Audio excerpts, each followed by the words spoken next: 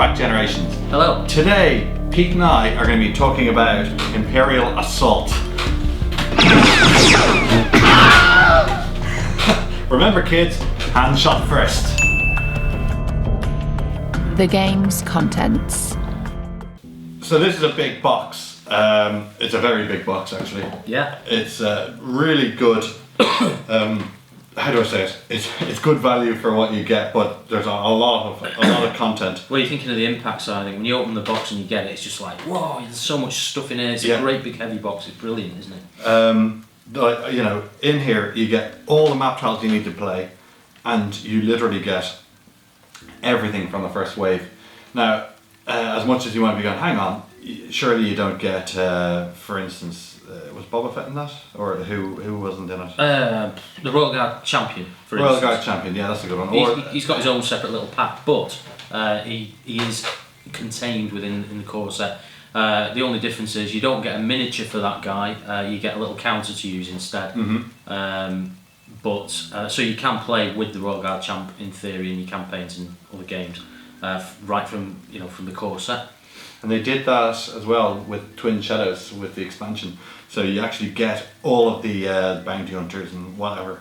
So these boxes are, in essence, you actually are buying everything. Yeah. You get it.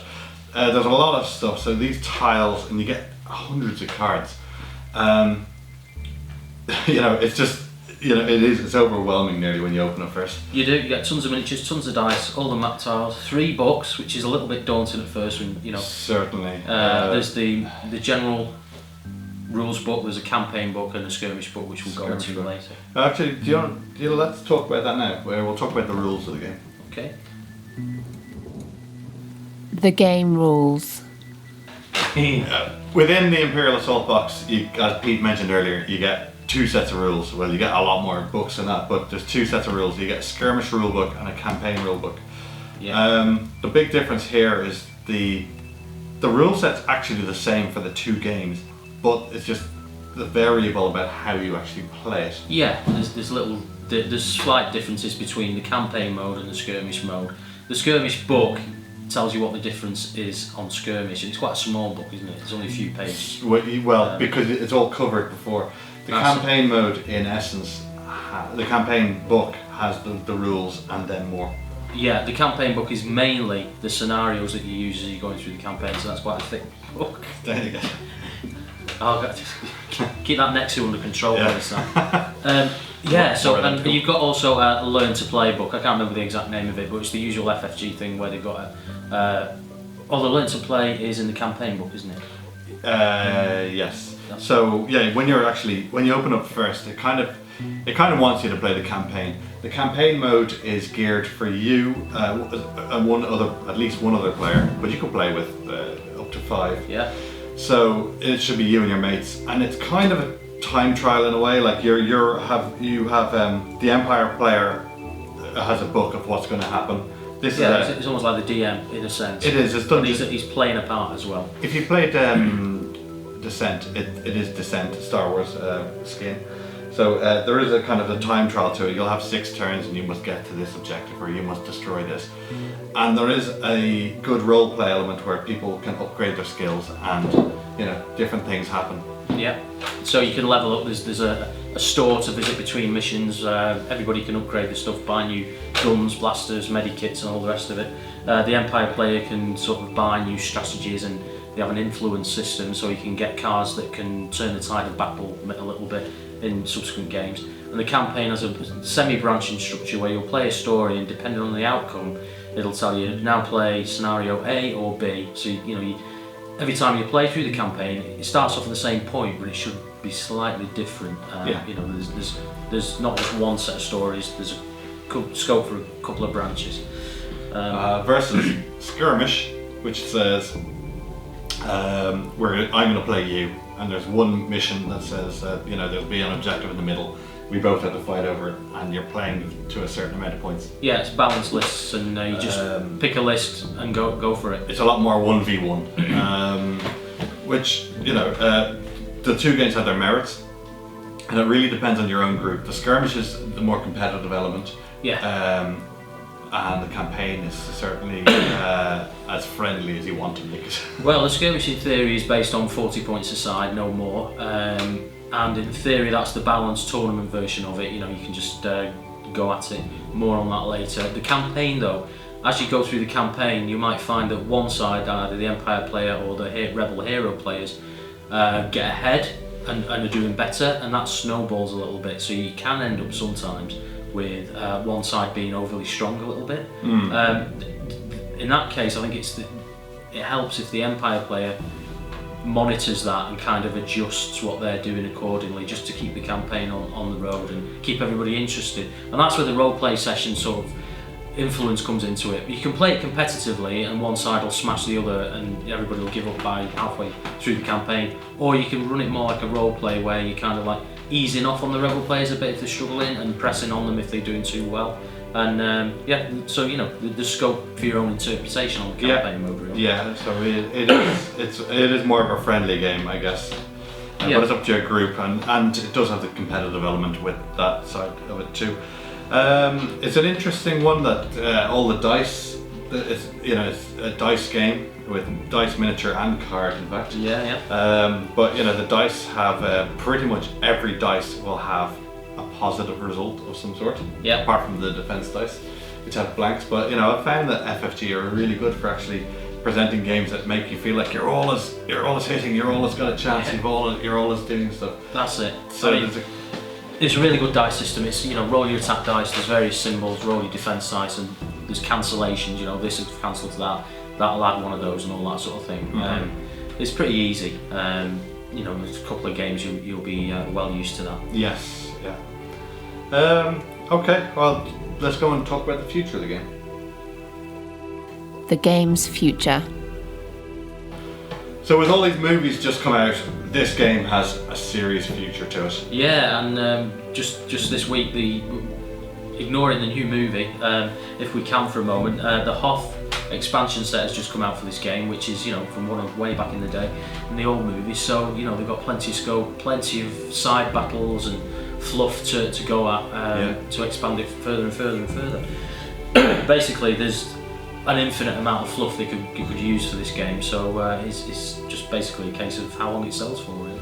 Yeah, I mean, I was actually considering, if they really wanted to, they could alter the system and take out the map, the tile base, and actually make it into a miniature game.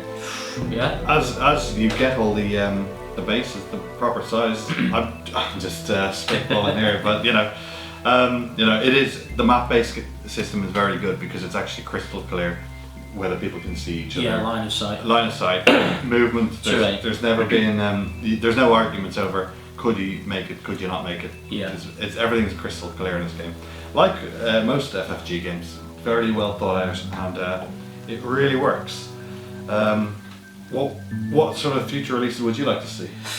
Well, there's 3 factions at the moment. There's goodies, baddies, and the scum and villainy, the bounty hunters in the middle. The scum and villainy, they need a bit more expansion of their range, I think. I think so. I think just dipping into the context of the miniatures. This guy, the Royal Guard champion, is super powerful. The rebels could do with somebody maybe who's similarly powerful, and the bounty hunters definitely could. I mean, the heroes of the bounty hunters are pretty good, but I mean, you could go into other Jedis.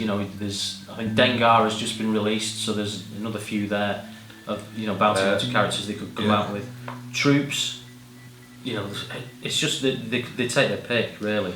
There's I find that currently this is just wave 2 kind of.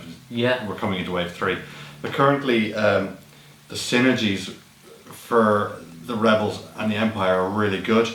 The scum don't quite have it. Yeah. Now I think it's actually to do with their classes. They've got a lot of brawlers and things in here. Yeah, so everybody has a lot of miniatures have like a force user, brawler, guardian, which can be used in the skirmish game. Perhaps they're brawlers too, so you just make them stronger. It's the smuggler or something. Smuggler and spy are a little weak at the moment. These keywords need to be kind of enhanced a little bit. And the way they're used in the skirmish game is each player has a deck, a pre-built deck. They build themselves with 15 command cards. So if you've got a load of brawlers, you're going to build that deck around brawlers, and etc. But The Spy and the Smuggler cards are few and far between and not that great. So I think they need a bit of work. Campaign mode? Do you think that they're fine? Yeah, I mean campaign mode. There's only about 4 or 5 rebels who appear in campaign mode generally, unless you win some allies along the way. All these guys appear, all the Empire, because they're wave after wave of bad guys, you know. You see them non-stop. And that's it. These guys special missions that will appear here. They appear odds and sods, yeah. You know, they pop in from time to time. IG-88 features quite a lot in it. More so if you buy these actual expansion pack and add his cards into the decks. Would it have been better if instead of like this at the moment the way that the system works is every time that the rebels don't do something, the Imperial player just tracks up a meter. But you know, rather more the traditional games that you actually walk into a room and it opens and it has these pre-populated monsters. Do you think that would have perhaps enhanced or changed the game? Yeah, but you would have. I think the Empire player would either be not needed or very bored then, because the Empire player's got to decide. Am I going to bring anybody on this turn, or am I going to save up for somebody even better later in the campaign mode? That's pretty much it. Which can ruin the Empire player if he gets greedy, saving up to bring on Darth Vader, and then by the time he can afford it, the rebels have advanced and won the mission. Fell for that one myself a couple of times when I was playing as Empire. So, you know, you feel it. I think that would lessen the Empire player's role, and I guess that's why they didn't go that way. I mean, maybe they could release some sort of rules for doing it that way, you know, or an expansion that can convert the game that way. But then it would feel like everybody's playing a rebel and you're going through a bit like Warhammer Quest or something. And the bad guys will play themselves, you know, which is a shame because I like playing Empire guys anytime I can. But yeah, I think I like both modes really equally. Trouble with the campaign is getting the guys together on a regular basis to play it. You know, we all know that problem with most games. It's an age group thing. I think if you're young, the younger viewers are going to be like, oh, I got loads of mates and we can meet every week. Yeah, if you have that group, I think that you're going to have a great time, and that's the way you should do it. Skirmish, you can just have a pick up. You know, games only last about an hour of skirmish, even if you really sort of take your time over it. So you can get 2 or 3 games. Of Imperial Assault into about 3 or 4 hours, which is really good. Tournament. I mean, we went to a tournament the other weekend and it was over by 2 p.m. Which was kind of handy if you're old like us with families. It was fantastic. Get back home and sort everybody out. The future of it, I think it's got a good future. Obviously, like all the FFG Star Wars games, potentially have a really good future. Just wait and see how they handle it. Really, how they develop it further. Cool. Well, let's talk about the value of the game. Value.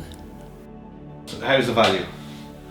If you love Star Wars, it's really good value because you get a really good campaign game. If you play through that and never play anything else again, I think you got your money's worth. But you've also got the skirmish mode.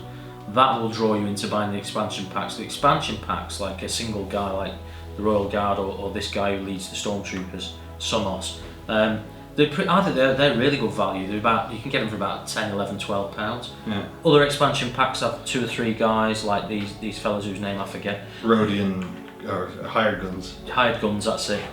Transition hunters. You get them with the game. Oh, sorry, you get them with the game. So who am I thinking of? These guys, the Rebel Saboteurs, 2 of them in a pack for about 15 quid.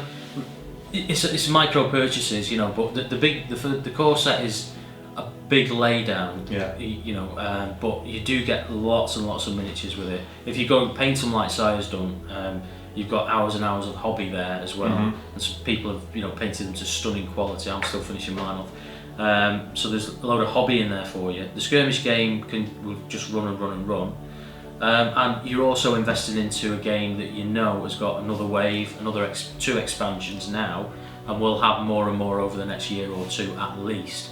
So I don't think there's a fear of, you know, them dropping it anytime soon. No, certainly not. Not while they have the license. Yeah. Do you think that, you know, I mean, if you wanted to go on the cheap, you could actually just buy this game and the expansion.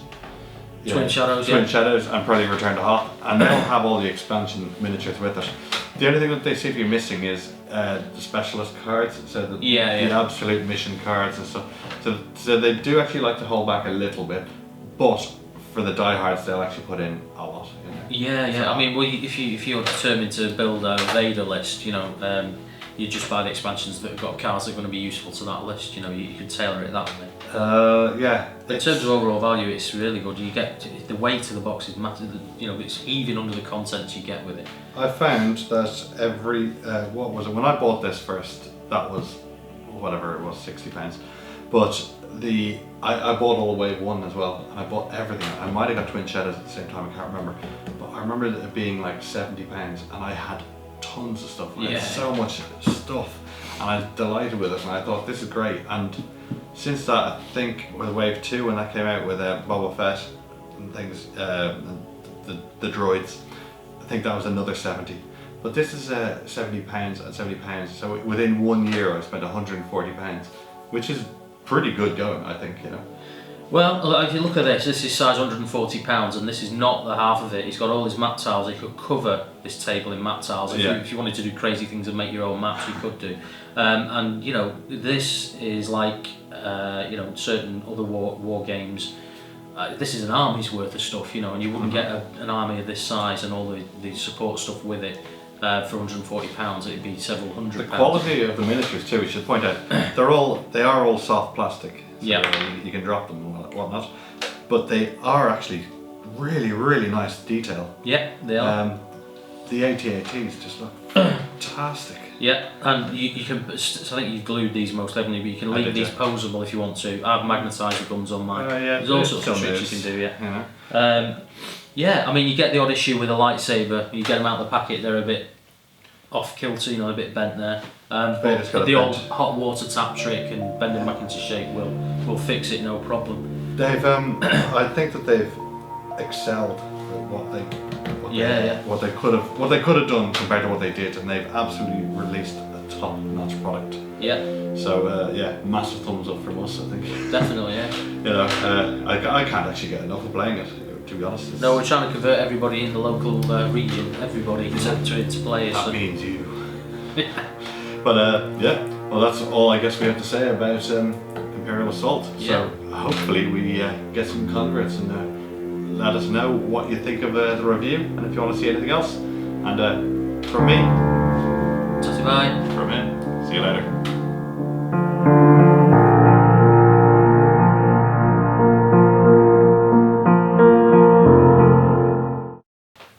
Ouch! Get off me!